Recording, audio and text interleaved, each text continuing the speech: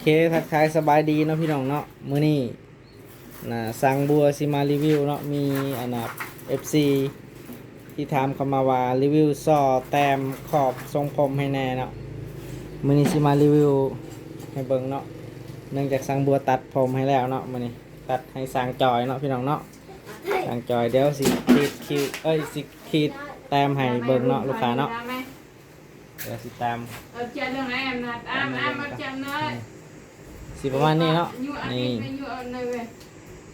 นี่เห็นปะสีแต้มให้เบิ่งแต้มให้มันคมเนาะเบิ่งสีแต้มให้เบิ่ง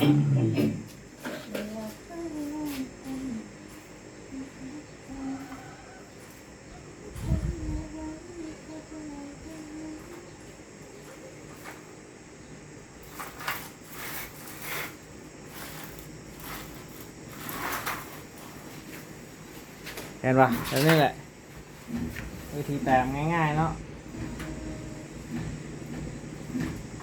นี่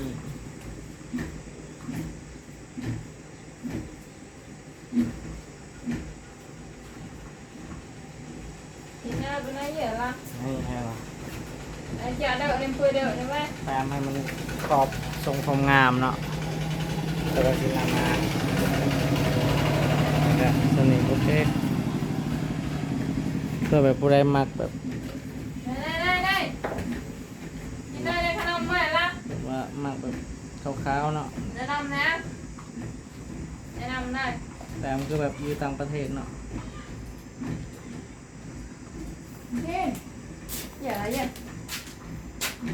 นี่เห็นปะนี่แบบนี้แหละก็แต่ง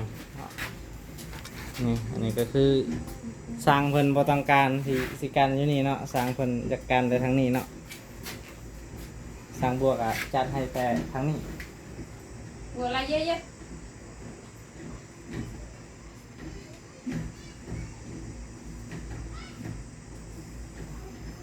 เดี๋ยวไปเลย เนาะแต่สิประมาณนี้เนาะลูกค้าเนาะนี่เห็นปะ